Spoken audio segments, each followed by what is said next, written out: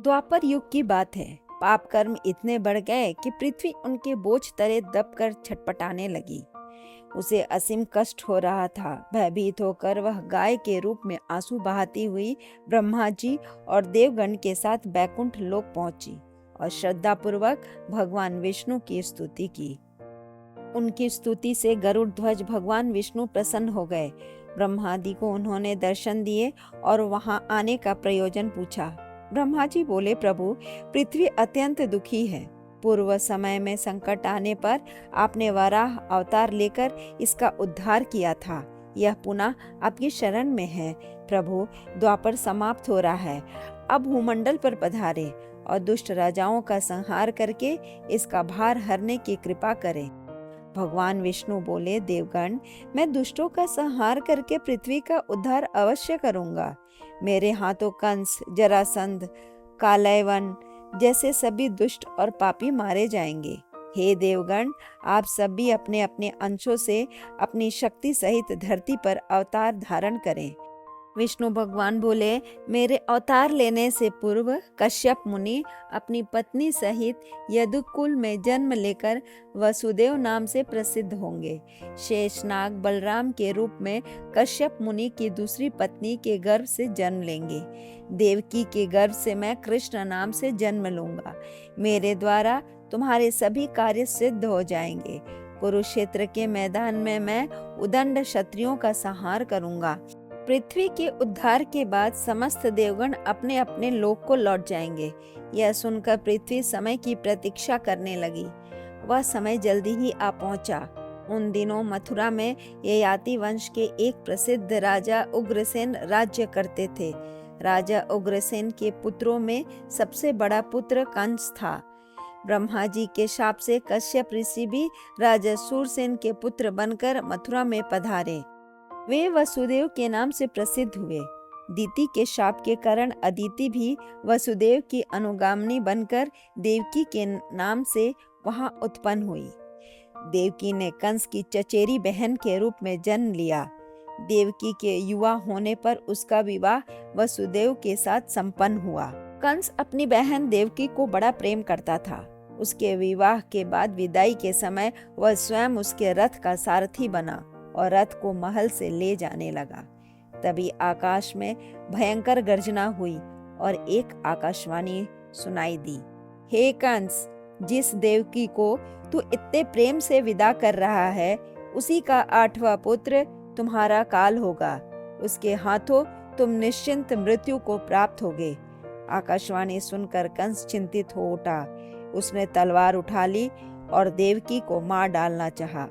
यह घटना देखकर चारों ओर हाहाकार मच गया।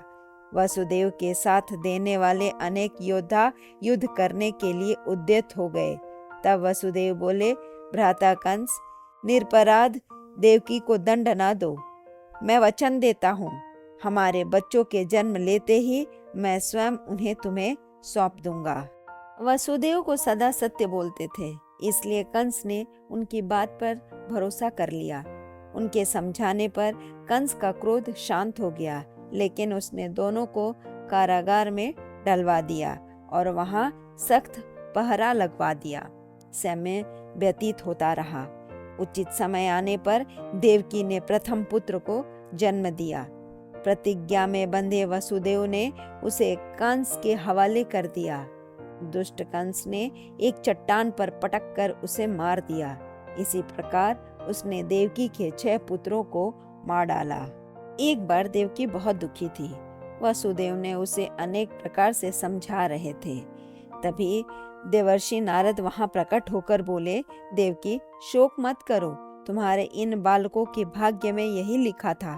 पूर्व जन्म में ये सभी देवता थे। एक बार किसी बात से क्रोध होकर ब्रह्मा जी ने उन्हें दैत्य योनि में उत्पन्न होने का श्राप दिया था।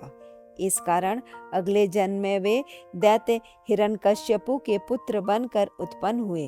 तब उन्होंने कठोर तप करके ब्रह्मा जी को प्रसन्न किया और उनसे इच्छित वर प्राप्त किया। इस बात से दैत्य हिरण्यकश्यपु कुपित हो गया और उसने उन्हें शाप दे दिया था कि वे बारी बारी तुम्हारे गर्भ से उत्पन्न होकर कंस के हाथों मृत्यु को प्राप्त होंगे।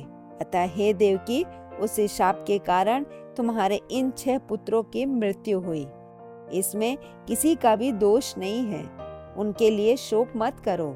इस प्रकार समझाकर नारद जी चले गए। देवकी के 7वीं बार गर्भवती होने पर शेषनाग अपने अंश से उसके गर्भ में पधारे। भगवती दुर्गा की माया से देवकी का वह गर्भ वसुदेव की दूसरी पत्नी रोहिणी के उदर में स्थापित हो गया। इसे बलराम ने जन्म लिया और मथुरा में देवकी का गर्भ गिरने की बात फैल गई। यह समाचार सुनकर कंस ने सोचा कि चलो, रास्ते का कांटा अपने आप निकल गया। देवकी जब 8वीं बार गर्भवती हुई तो कंस सावधान हो गया। काल के भय से उसकी चिंता और बढ़ गई। उसने देवकी और वसुदेव की पहरेदारी और सख्त कर दी। उचित समय आने पर श्री विष्णु अपने अंश रूप में देवकी के गर्भ में स्थापित हो गए। देवताओं ने आकर उनकी स्तुति की। जैसे जैसे दिन निकट आते गए वैसे वैसे कंस की चिंता बढ़ती गई। भय से उसका शरीर दुर्बल हो गया।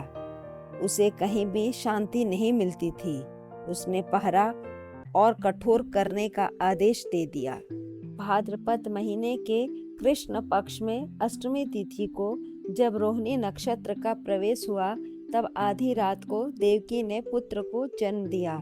दिव्य प्रकाश से वह बालक प्रकाशमान हो रहा था। वसुदेव ने प्रेम पूर्वक बालक को उठा लिया और उसे दुलारने लगे। तभी आकाशवाणी हुई, वासुदेव, तुम इस बालक को लेकर गोकुल जाओ। वहां इसे नंद के घर में छोड़कर यशोदा से उत्पन्न कन्या को यहाँ ले आओ। आकाशवाणी सुनकर वसुदेव पुत्र को लेकर गोकुल की ओर चल पड़े।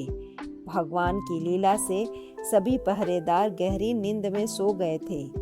कारागार के द्वार अपने आप खुल गए थे। यमुना तट पर पहुंचकर उन्होंने देखा बाढ़ उफान पर है। वसुदेव भगवान विष्णु का स्मरण करने लगे, जिससे यमुना का जल शांत हो गया और वे यमुना पार कर गोकुल पहुंच गए। चारों ओर ऐसा प्रतीत हो रहा था मानो संपूर्ण जगत अचेत हो गया हो।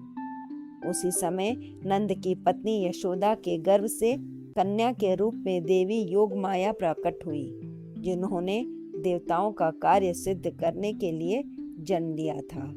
वसुदेव ने कन्या को यशोदा के निकट से उठाया और श्री कृष्ण को उनके निकट सुला दिया। फिर जैसे आए थे वैसे ही वापस आकर उसे देवकी के निकट लिटा दिया। थोड़ी देर बाद कन्या ने उच्च स्वर में रोना आरंभ कर दिया। रुदन आवाज सुनकर सैनिक जाग गए। उन्होंने कंस को सूचना दी। वह दौड़ा दौड़ा कारागार में आया और वसुदेव से उनका पुत्र मांगा। वसुदेव के आंखों से आंसू बह निकले। उन्होंने दुखी मन से कन्या कंस को सौंप दी।